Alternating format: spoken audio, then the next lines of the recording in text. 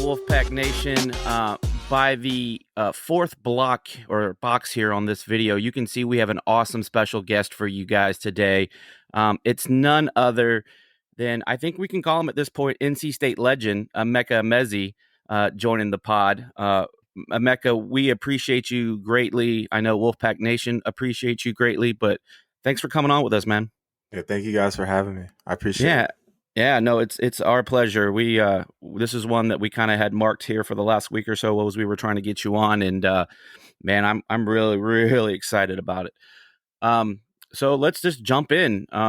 You know, you just you finished up at State this past off season with a bang, and we'll definitely talk about that as we get into this. But let's just start from the beginning. I know when you came into State, I think it was 2017 was your first year. Yeah. Is that right? Yeah.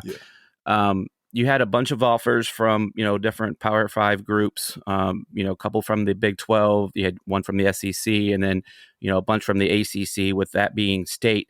And if my memory serves me, I think they were like the last one to offer you, according to like the timelines that I saw. Is that true? Yeah, I think probably either last or like second to last. I got a couple late ones like my senior year, but I think they're probably one of like my later ones. Yeah. Got you. So I guess just talk to that process. You're a North Carolina native. So obviously, you're very familiar with NC State and their football program, but just kind of just walk us through, how you got the offer, what, led you to State, just your whole recruitment process in general. Yeah. I knew I wanted to stay in State, I think, probably when I got like a little bit older, towards like junior and senior. And I was just kind of weighing out my options between Wake and Duke and State. And because Chapel Hill never offered, so I was kind of like weighing it back and forth. And I had really wanted to go to Chapel Hill at first, but thank God they didn't offer me. So, Yeah. And then just kind of talking with my parents and ended up deciding that State was the best fit. And I was very thankful that happened. Yeah, when I was looking at your 247 profile preparing for this pod, I saw a lot of that blue. You were all in on them, going to their camps, and you and obviously you said you didn't commit there. But one thing that I did kind of caught my eye on the 247 timeline was, did you actually decommit from State at one point? I did. Yeah. So just talk about that. Was it just because you just wanted to make sure that was the choice, or there was something that maybe happened? Or yeah, I felt like, you're just so young. I was like 17, 18, so I didn't really like understand I didn't understand everything, if that makes sense. I kind of was just trying to get caught up in like a lot of different things. It just didn't matter at the point. And once you get down to like football, I think once I just started like maturing throughout like my senior season, I was able to just kind of clear my head. I was like, all right, like, this is where I need to be. If that makes sense. Oh yeah, totally. I mean, it's a life-changing decision. I mean, it's not even, potentially for your, it is for your professional career, whether that's, in football or your business life.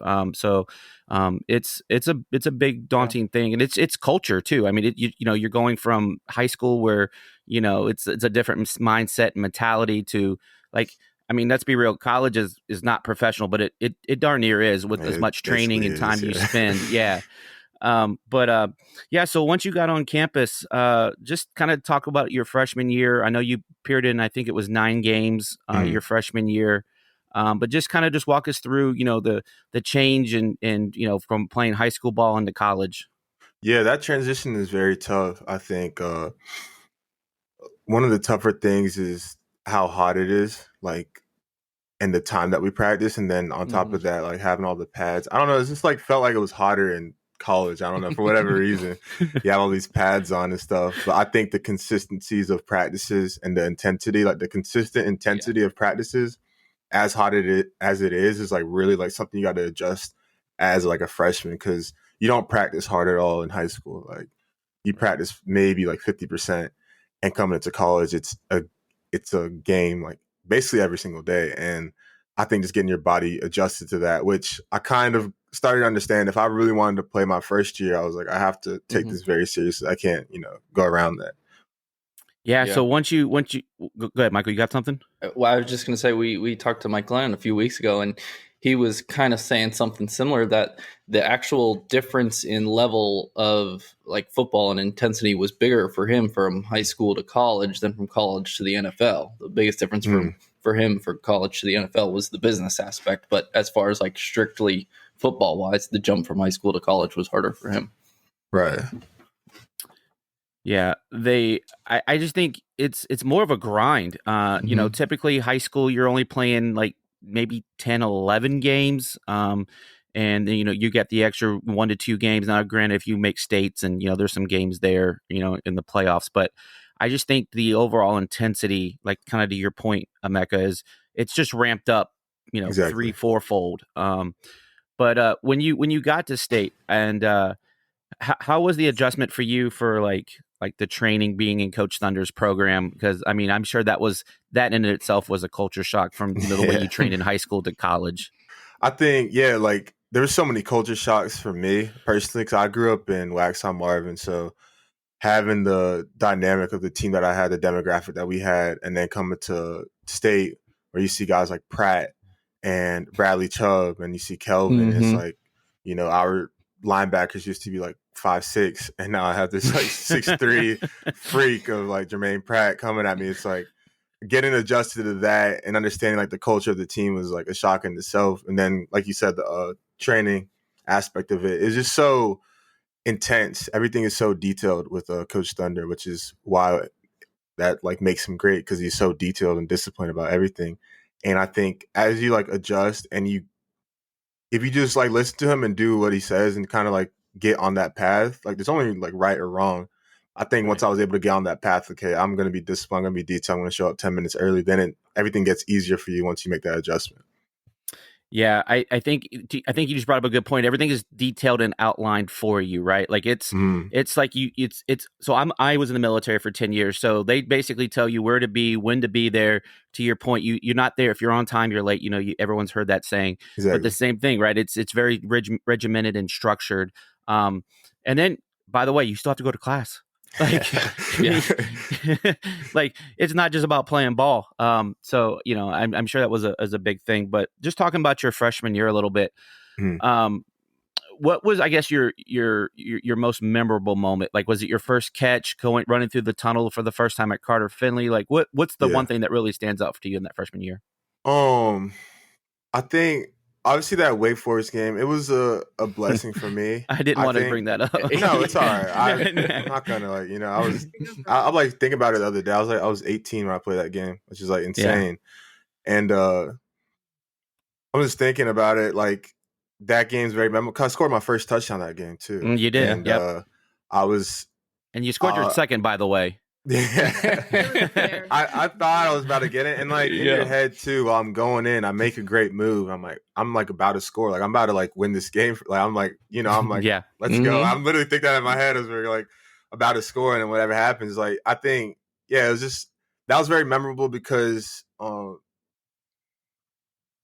like Raleigh, that's just like a huge like part of Raleigh for me, because I had to become a man after that. Like, and that's why I love Raleigh so much, is because from 18 to 22, I learned how to become a man. And that's like, you know, I think that probably that game, because there was so many emotions in that game, that's probably like my most memorable moment. Yeah, the one thing that I remember about that game, I mean, I remember that game vividly. I wasn't out there, but I just remember watching it, and I remember your tweet after the game, and you know, I don't remember the exact words, but I remember you came out with a tweet, and you know, obviously, you know, State fans are very loyal and very passionate, some to a fault. But I thought most of what I saw, at least on Twitter, I mean, DMs are a whole different thing. Obviously, we're not privy to that, but I thought you got a lot of love and support. And then, and the one thing for me, that you didn't let that define you. You rose above that, and you know, that just made you a better player, if you ask me. I thought, you know, and then just walk us through like was it a little rough, like, or like, for which part? Like just the some of the responses you got, I guess. I think it was so many emotions. The thing, like I remember that next day. So like it's like a dream playing college ball, and that was like my first game really playing. And I remember like Randy Moss had put me on You Got Moss, and like seeing that the next day on like TV and all that stuff when I made my touchdown catch, and like I felt like I couldn't be too down on myself because I was trying to make a play. Like I wasn't like it wasn't like I was carrying the ball crazy and just acting You a weren't fool. showboating or any of Yeah, that. no, nothing Yeah. crazy like that. But I was just trying to make a play, and the guy like had a good effort play, and none of the responses really crazy. The only thing I remember is somebody had like Venmoed me because I guess their like bet had like their bet had hit because we lost or whatever. So that was only like crazy thing. He like That's actually a pretty funny story. Yeah, I've never told anybody that. He like Venmoed me like $50 or something like that. I don't know. It's funny. But yeah. Oh man. That's pretty funny. So let's just because I mean I've got so many questions and so many thoughts, but let's talk about the receiver room. We talked a little bit about before we came on with you. Just talk about the receivers that you had the I guess privilege, honor to play with. You've played with some great wide receivers with Kelvin Harmon and Jacoby Thayer. You had Devin Carter last year. I mean, I'm going to stop there. I'm going to leave someone out, but just talk about the type of that room, and that we talked about too is we as fans have been spoiled at that position for the last forever. Let's be real. I mean, we've had some great players come through, but in the last 7 to 10 years, including your time. But just talk about that a little bit.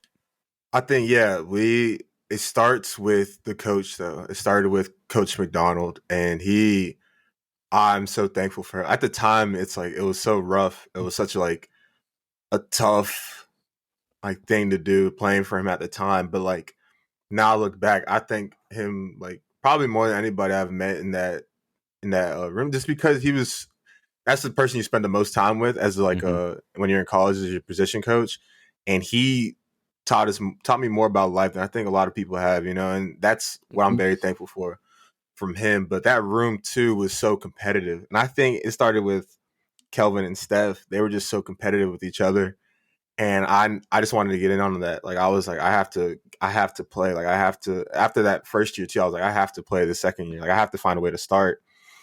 And that was like my goal, was just to find a way to start. And Coach McDonald just always said like the hardest thing for a man to do is be consistent. So I was like, you know what, I'm just gonna be consistent every day. I'm gonna work. I'm gonna have a certain routine I'm gonna do every single day, regardless if you have a great practice, a bad practice, or whatnot. And that kind of led for me to have that year, my 2018 year. And I just loved the guys that were in there. It was so competitive, but we all like cheered for each other. Jacoby having that 1,000-yard season, and then Kelvin had that 1,000-yard season as well, and both of them being first team All ACC. Yeah. Like that was so much fun being the third receiver that year, because I was just trying to. It was no pressure being the third receiver. I would get a few looks by Ryan sometimes in the game. If I started getting hot, he'd just keep feeding me. But like those guys usually took on the workload, and I was kind of like, all right, if we need another play here, like you can get on the ball. It was like a different role than I had these past couple of years. So yeah. Before we continue, I want to take a quick second to tell you about our sponsor, Flatlands Jessup Insurance Group, that has your whole world covered, with agents in 5 offices throughout eastern North Carolina to help you decide how much coverage you need. Offering policies for home and auto, recreational vehicles, commercial, crop, health, life, and employee benefits. They are able to combine options to find a comprehensive solution that works for you. Flatlands Jessup protects the things you love so you can spend less time worrying and more time enjoying them. Find them on Facebook and Instagram at Flatlands Jessup. You can also visit their webpage at www.flatlandsjessup.com. So please make sure to go and check them out. EMEKA, you just brought up the point of culture, and like how the upperclassmen kind of set the example. And of course, when you got to that position, and a few years later, you were the one kind of mentoring the younger receivers in your room. And culture is a big thing in a program. Can you just talk a little bit about Coach Doran and the culture that he kind of just sets the tone for the rest of the program?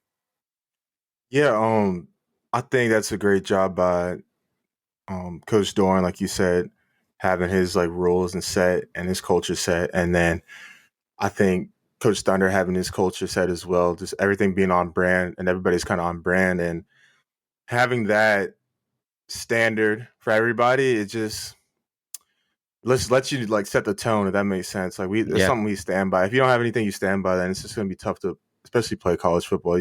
All these guys just running around doing all these different kind of things, but when you do have rules in place, you at least do have a standard, then you kind of have something that you have your like backbone on, which was something that was just great about state. Even though it was tough at times, it's like now I kind of see why we had it, because it just made us who we were. That makes sense. Yeah, totally. I worked for a colonel. She always would tell me my audio has to match the video. And I think that's just a really great way of saying it. It's, you can talk the talk, but you better walk the walk. So if one is out of sync, they're not going to make any sense. And it's just a bad look. So I think that's really important that the tone is set from the top. And then, people just kind of feed off of that. But Exactly. so just talking about your sophomore year, that was obviously your breakout year. Your first year you had 13 receptions, and your next year you had 53. So a big jump for you. And you did take on, like you were kind of saying, you were taking on a little bit more of a role in there. What's the one thing I guess would stand out in your sophomore year? That was a really good team there that year. You say something that stand out for me, or something stood out for like the team? Either one or both, whatever, however you want to take that. Both. For me, I think was just I felt like I was just so loose that year. I was enjoying like college, enjoying my life, enjoying everything that came. Because I wasn't the number one, so like right. I was a sophomore too, and I like met my goal of starting. Like my goal that year was like to start. Like there was nothing else that was going to stop me from starting. So I was like, I had did that, and then I was like, I remember I was just so competitive, and like I hadn't scored the first two games. I was like, I need to score. Like, I remember like getting off the like field like versus Georgia State that second game. I was like almost in tears, because I had, like I just wanted to do good and like prove to myself and prove to like everybody I was like good.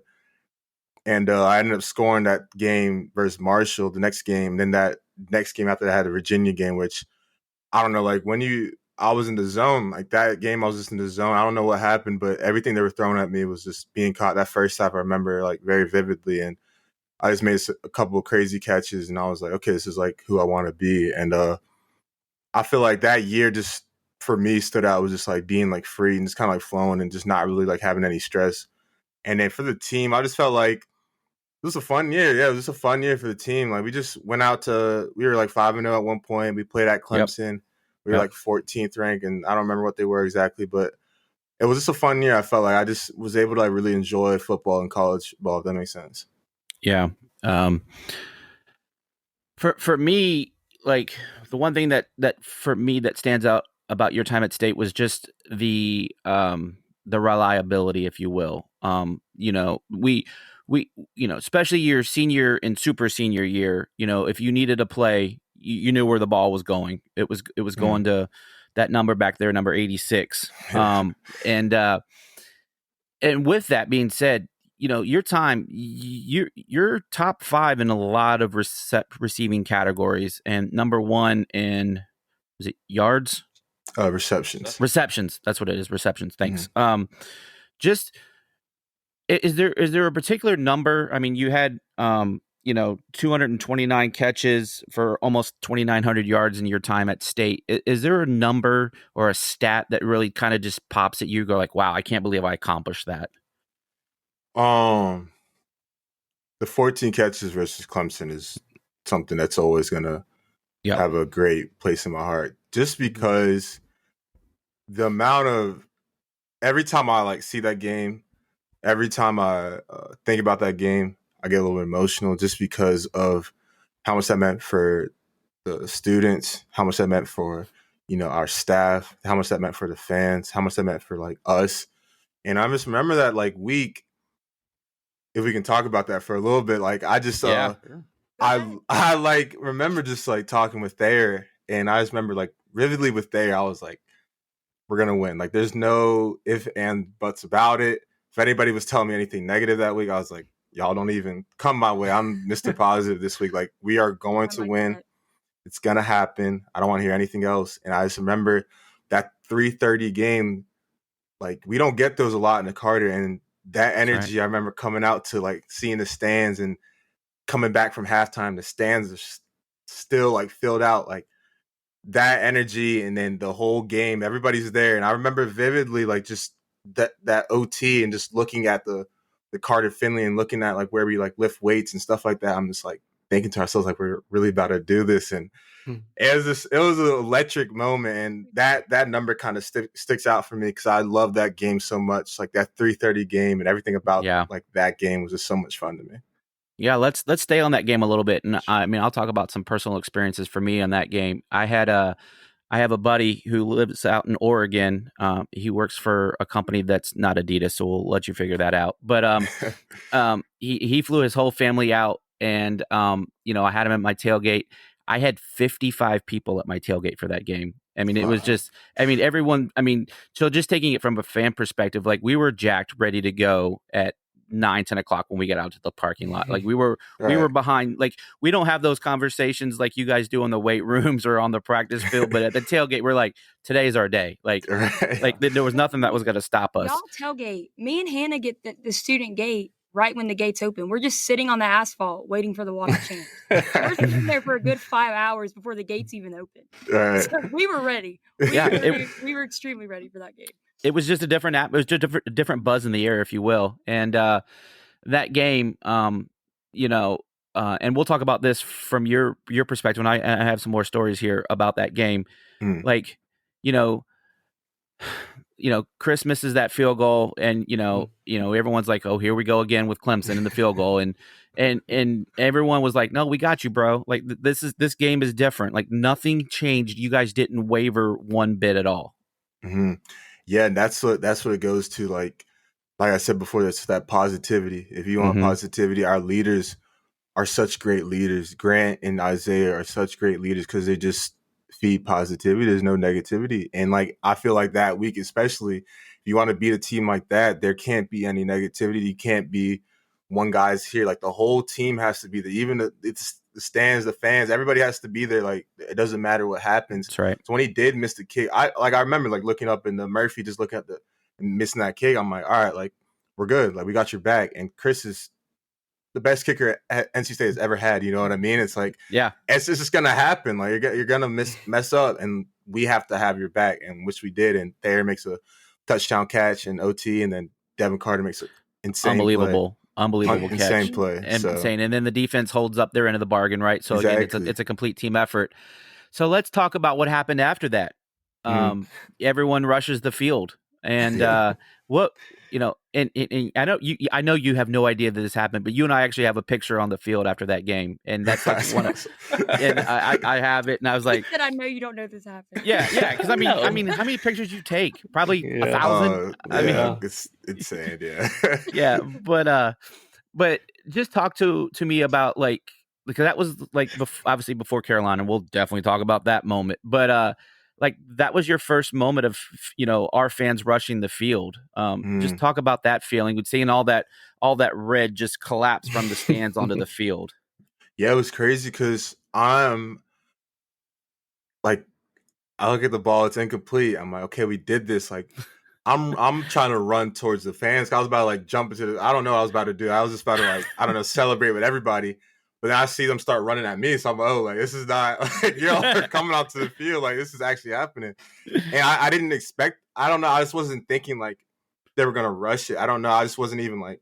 What? And when I started, like, yeah, exactly. When I, like, started, like, running that way, they're running at me. I'm like, oh, like, like we're all doing this. And they're friendly. They're friendly. I don't really remember what happened. I guess I started running and I kind of stopped, and I don't know. We just all were just grabbing each other. We were just all so excited. It was such a fun time.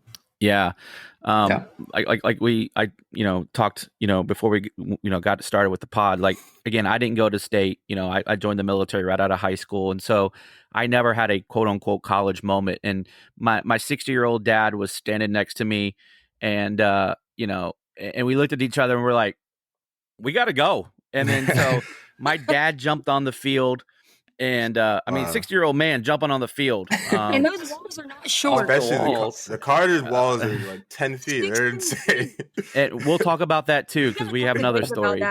Yeah, we'll definitely talk about that. But I took the stairs, and so I was like, and so we found each other, and then I just started, hugging players and high fiving, and it was one of those moments that, obviously you want to win more games, and there was still a lot of season to be played at that point, but it almost felt again, and Coach Dorn, everyone remembers the red Solo Cup with the cigar, talking to the ACC huddle folks, but it was just a big weight lifted off your shoulders. Like, we did this. Like, that was, that was your class's moment, if you will. Yeah. So, but no, that was one of the greatest moments. Go ahead, Michael. It definitely felt like a program changing win. Like, it wasn't just like a random upset. Like, I remember back in like I think it was the 2012, the one where FSU was top 5 and we beat them. And I mean, we weren't really that good that year. But that just kind of felt like a random upset. But that game last year against Clemson, that definitely felt like significant progress and a serious change where in the direction of the program there. Yeah, I feel like, especially for that year too, it just showed us what we could do. And I felt like after that, we were ranked and, we were just beating up on some people, and we beat up on, we beat La Tech, we beat, we beat Boston College. After that, we lost to Miami. But I just felt like we could play with anybody. And we did that year. We played with everybody that year, which was so. No, I mean, and we're going to stop here and talk about that and some more on part 2. So, Wolfpack Nation, make sure you come back, because we're going to talk about that infamous Carolina game. Actually, it's not infamous; it's famous. Like, let's talk. Well, it's infamous for me, and we'll definitely talk about that. But EMEKA, go ahead and give us your socials real quick, and we'll definitely bring them up in part 2, and we'll post them in the description. But where can everyone find you? And then we'll talk about your special project that you've been doing also. Okay. So my Instagram is EMEKA10, and then my Twitter is just my first and my last name, EMEKA EMEZIE. Yep. And yeah. And then we'll tease it. He's got another one, and we'll talk about that Twitter account in part 2. So you better come back, Wolfpack Nation. But make sure, if you haven't already done so, go ahead and give us a like at Tuffy Talk. Make sure you subscribe, hit that bell, so you can get all the great contents. You can see more interviews with great folks, great Pack alumni like EMEKA, and but yeah, just do it. I mean, what are you waiting for? So, Wolfpack Nation, we'll see you for part 2.